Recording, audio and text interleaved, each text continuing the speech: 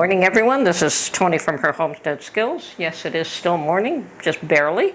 I have been out and about today, went out to my garden and first picked another flush of cucumbers, and I guess the first thing I should do is put these in ice water so as to retain their freshness as long as possible. So the bigger ones will probably be for salads. The smaller ones I may use for more. May can them up. Okay, so that's my cucumber pickings for the day, and it's substantial enough actually. So the next step is I decided to go out and look for corn.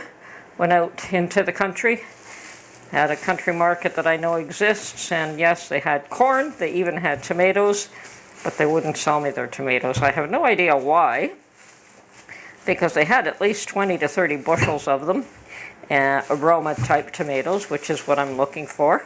And I know it's fairly early in the season, but yeah, maybe they had them sold already, and she couldn't say when they would have them available for the general public, so I have no idea. Now, I also have no idea if this corn is any good, so I just picked up a dozen of them for now. They seemed kind of damp, but then they were in a large container, and they had a sign asking us not to open them up. But that one looks beautiful. I don't know if you can see that. So, I'm going to peel these all back and can them up. Getting back to, now I know some people say that corn isn't good for you. It's not that we eat that much corn, but we do like it as a side dish and in other dishes. So, yes. Okay, much nicer corn than too bad. If I knew it was this nice, I might have gotten a few more, and it's a long trip out there, so I don't know when I'll make it again. But the corn is just becoming available, so it's a start. Anyway, I think before I finish peeling these, I should put my cucumbers in ice water. So I'll get back to you after I've done both these jobs. Okay, and what I have here is, I guess it's called a bunt pan, I believe. Never used for anything except for corn. And honestly, I got this idea from somebody else on the internet, so I have no idea who it was. It was years ago, and I've been using this ever since. And the value with this is, if you leave that end of the corn in place, you just tuck it in there and it holds it for you while you slice. So I've got a sharp knife, and oh yes, this knife works beautifully, and I'm just cutting away the kernels. And the bunt pan catches most of them, actually pretty much all of them, quite nicely. Now, this corn on the cob is very nice, very good quality. I've tasted it raw and it's wonderful. I'm really sorry that they didn't allow me to open it up so that I could see what quality it was. I definitely would have bought another dozen, but such is life. I will either go back there, mind you it's a long drive, or I'll pick up some more closer when it is available. But for today, I'm going to can up this corn. Now for canning corn, you absolutely need a pressure canner. And if I'll admit that is likely the reason that I got my pressure canner in the first place, was that I wanted to have my own canned corn. A lot more economical doing this than buying cans of corn from the store. Okay, so I paid $6 for a dozen here, and that's not on the inexpensive side. I missed a sale at the local store last week that I didn't know they had, that they had a dozen for less than $2. I don't know what the quality of that was, but it was sold out by the time I found out about it, and but I expect they'll have more. So this was a farmer's market, and they're traditionally not the least expensive place to get produce. And not the quality isn't always great. Like, I noticed some vegetables there I would not have bought. They look like they were already old. So you do have to watch, no matter where you're going, no matter where you're buying things from, that you have the quality that you're looking for. Okay, so I'm going to continue this process until I've got all of these trimmed. Okay, so already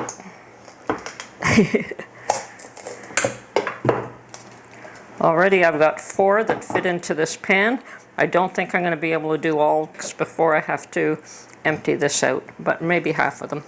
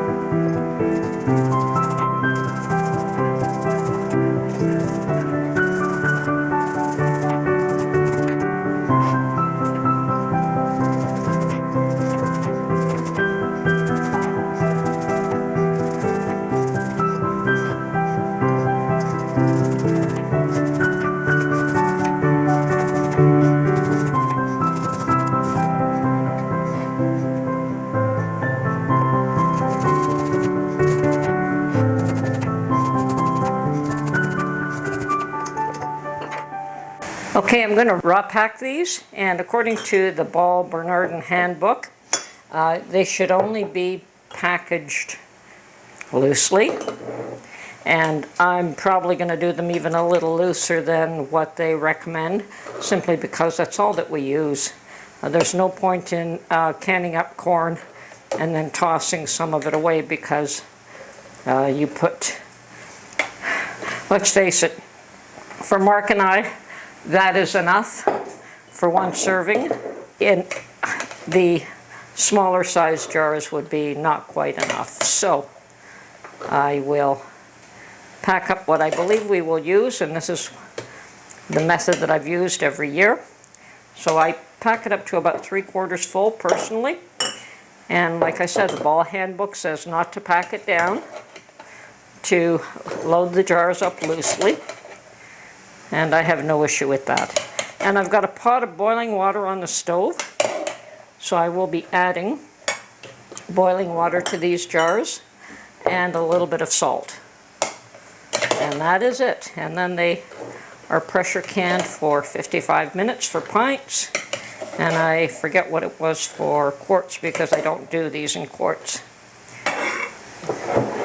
But if you do, please verify how long you have to can it for. And for me, it is at 10 pounds pressure because of my altitude. Okay, have no idea how many we're going to get here. I suspect it'll be more than a dozen.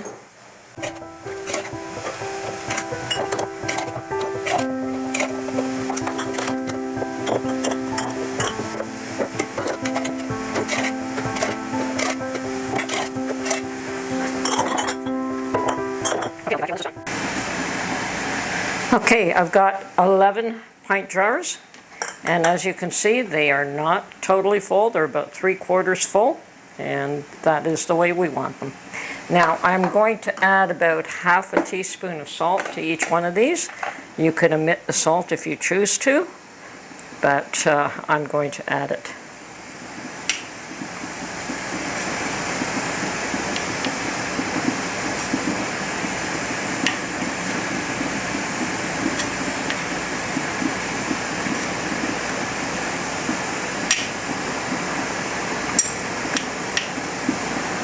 Okay.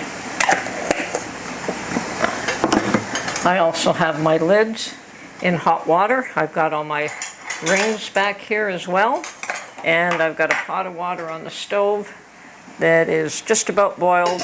And as soon as it boils, we're going to fill up these jars. Okay, and my canner is also on the stove and it is boiling. So this is ready. So what we're going to do now is just fill up each jar to 1 inch headspace.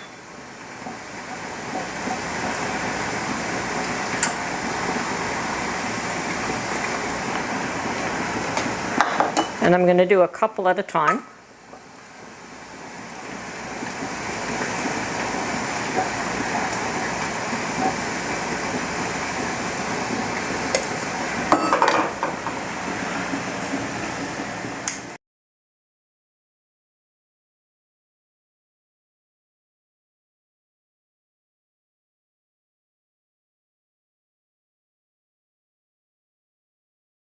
Everything's in the canner now, and we're going to wait for the vent to start spewing out steam, and then we're going to let that vent for about 10 minutes, and then we will put the weight on there and bring it up to 10 pounds pressure. And then I'm going to let that can for about 55 minutes. So that's the process.